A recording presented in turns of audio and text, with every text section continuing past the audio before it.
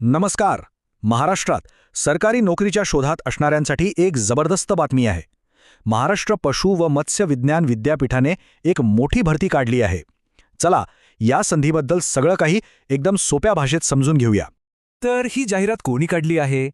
ती आहे महाराष्ट्र पशु व मत्स्य विज्ञान विद्यापीठ नागपूर म्हणजेच माफसू. आता ही एक नामांकित संस्था आहे, त्यामुळे या नोकरीला एक वेगळंच महत्त्व आहे, नाही का? आता सगळ्यात महत्त्वाची गोष्ट, पदांची संख्या तब्बल 175. हो, 175 शिक्षकेतर पदं म्हणजे नॉन टीचिंग पोस्ट्स. ही खरंच एक प्रचंड मोठी संधी आहे, जी अजिबात सोडायला नको. ओके, तर ही एवढी मोठी जाहिरात आपण कशी समजून घेणार आहोत? तर हे बघा, आपण 5 सोप्या भागांमध्ये विभागून सगळं पाहणार आहोत.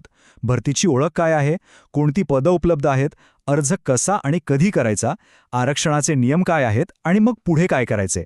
चला तर मग सुरू करूया आपल्या पहिल्या भागापासून, म्हणजेच MASU नागपूरच्या या 175 पदांच्या भरतीच्या ओळखीने. सगळ्यात आधी हे समजून घेऊ की ही सरळ सेवा भरती आहे. म्हणजे काय? सोप्या भाषेत सांगायचं तर तुमची निवड थेट स्पर्धा परीक्षेतील गुणांवर होणार आहे. म्हणजेच तुमचा अभ्यास आणि तुमची गुणवत्ता हेच इथे सगळ्यात महत्त्वाचं ठरणार आहे. ठीक आहे, भरती कशी आहे हे तर कळालं, पण पदं कोणती आहेत? चला आता हेच पाहूया. तर ही जी भरती आहे ना, ती गट ब, क आणि ड या तिन्ही वर्गांसाठी आहे. याचा सरळ अर्थ असा की वेगवेगळ्या प्रकारची शैक्षणिक पात्रता असणाऱ्या अनेकांना इथे संधी मिळणार आहे.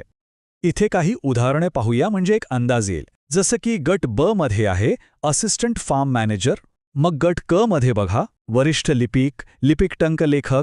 तब्बल 41 जागा प्रयोगशाळा परिचरसाठी आहेत, वाहन चालक आहेत. आणि गट ड मध्ये पशुधन सहाय्यक सुद्धा आहे. म्हणजे बघा किती वेगवेगळ्या प्रकारची पदं आहेत. पण एक गोष्ट लक्षात घ्या, ही फक्त काही प्रमुख पदं आहेत. एकूण 35 वेगवेगळ्या प्रकारची पदं आहेत. त्यामुळे संपूर्ण आणि अचूक माहितीसाठी अधिकृत जाहिरात पाहणं हे खूपच गरजेचं आहे. चला आता वळूया सगळ्यात प्रॅक्टिकल भागाकडे. अर्ज कसा करायचा आणि कोणत्या तारखा लक्षात ठेवायच्या आहेत? ह्या तारखा तर कॅलेंडरमध्ये लगेच मार्क करून ठेवा. ऑनलाईन अर्ज सुरू होत आहेत 28 फेब्रुवारीला आणि अर्ज करण्याची शेवटची तारीख आहे 20 मार्च 2026. आणि हो, फी भरण्याची पण तीच शेवटची तारीख आहे. माझा एक सल्ला आहे, शेवटच्या दिवसांपर्यंत थांबू नका. सर्व्हर वगैरेचा प्रॉब्लेम होऊ शकतो. आणि हा मुद्दा अत्यंत महत्त्वाचा आहे. जाहिरातीत अगदी स्पष्ट लिहिलंय, अर्ज फक्त आणि फक्त ऑनलाईनच करायचा आहे. म्हणजे पोस्टाने किंवा दुसऱ्या कुठल्याही पद्धतीने पाठवलेले अर्ज चालणार नाहीत. ओके, आता आपण आरक्षणाच्या नियमांबद्दल बोलूया. हा विषय थोडासा किचकट वाटू शकतो, पण काळजी करू नका. आपण यातले सगळ्यात महत्त्वाचे मुद्दे एकदम सोपे करून समजून घेऊ. 3 गोष्टी आहेत ज्या डोक्यात पक्क्या ठेवा. 1. आरक्षणाचा फायदा फक्त महाराष्ट्रातल्या रहिवाशांनाच मिळणार आहे. 2. तुमची सगळी कागदपत्रं म्हणजे सर्टिफिकेट्स ही अर्ज करण्याच्या शेवटच्या तारखेच्या आधीची म्हणजे व्हॅलिड असली पाहिजेत. आणि 3. महिलांसाठी 30% समांतर आरक्षण आहे. महिला उमेदवारांनी ही गोष्ट विशेष लक्षात घ्या. तुम्हाला आरक्षणाचा दावा करायचा असेल तर डॉमिसाईल सर्टिफिकेट म्हणजेच महाराष्ट्राचे अधिवासी प्रमाणपत्र कंपल्सरी आहे. आणि हो, SC ST प्रवर्ग वगळता बाकीच्या राखीव प्रवर्गातल्या महिलांना वैध नॉन क्रिमिलियर सर्टिफिकेट देणं बंधनकारक आहे. या व्यतिरिक्त खेळाडू, दिव्यांग आणि अनाथ उमेदवारांसाठी सुद्धा विशेष आरक्षण आहे. याची जी काही सविस्तर माहिती आहे आणि त्यासाठी कोणती कागदपत्र लागतील यासाठी कृपया मूळ जाहिरातच बघा. चला, आता आपण या माहितीच्या शेवटच्या टप्प्यावर आलो आहोत. सगळं तर समजलं, पण आता पुढे काय? तयारी कशी करायची?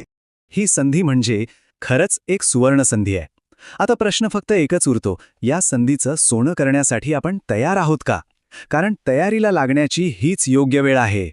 आता तुम्हाला पदांची संपूर्ण माहिती, पात्रतेचे नियम, परीक्षेचा सिलेबस आणि अर्ज कुठे करायचा हे सगळं जाणून घ्यायचं असेल तर तुम्हाला विद्यापीठाच्या अधिकृत वेबसाईटवर जावं लागेल.